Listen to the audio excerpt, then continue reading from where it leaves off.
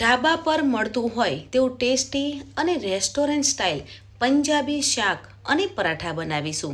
આજે આપણે શાક કુકરમાં બનાવીશું, એટલે ઘરે અચાનક મહેમાન આવે ત્યારે ઓછા સમયમાં પંજાબી શાક અને પરાઠા બનાવી અને સર્વ કરી શકો છો.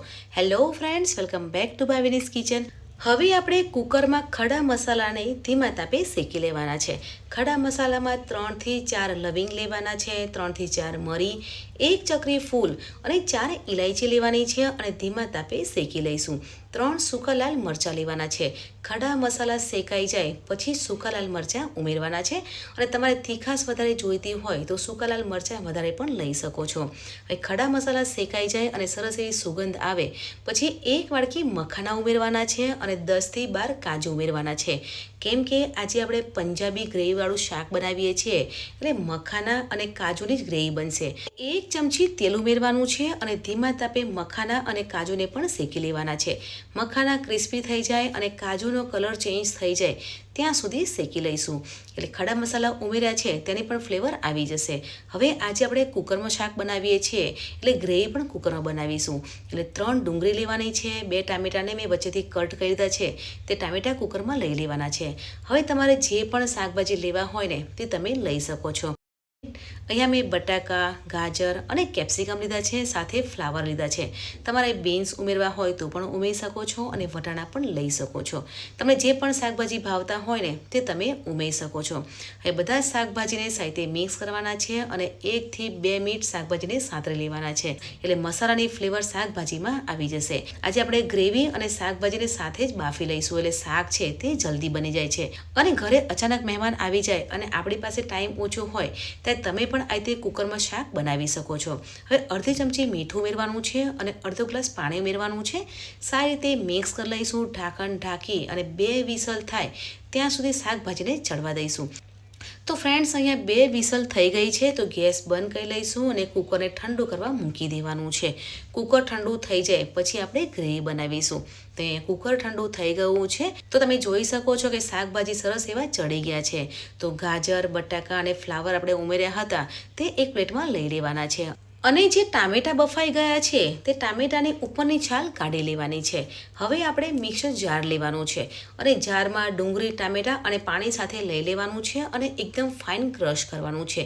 કેમ કે આપણે આની જ ગ્રેવી બનાવવાની છે અને તમે જોઈ શકો છો કે ગ્રેવી છે તે એકદમ સ્મૂથ બની છે. કેમ કે ફાઇન ક્રશ કર્યું છે એટલે ગ્રેવી એકદમ સ્મૂથ બનશે. ફ્રેન્ડ્સ, ઢાબા ઉપર મળતું હોય તેવું ટેસ્ટી પંજાબી શાક બનાવવા માટે પેનમાં 2 મોટી ચમચી તેલ લેવાનું છે.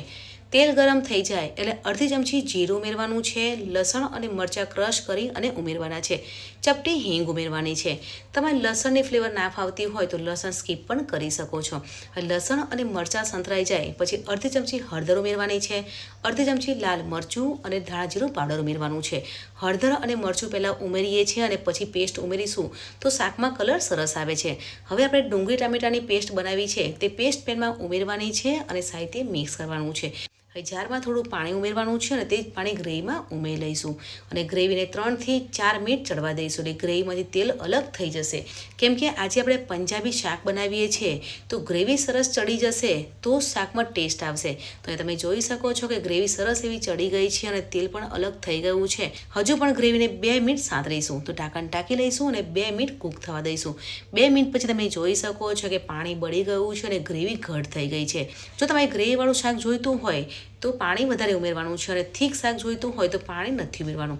અને આજે આપણે પંજાબી શાક બનાવીએ છીએ એટલે ગ્રેવી છે તે આ રીતની રાખવાની છે. અહીંયા ગ્રેવી સરસ એવી ચડી ગઈ છે અને થોડી થીક થઈ ગઈ છે.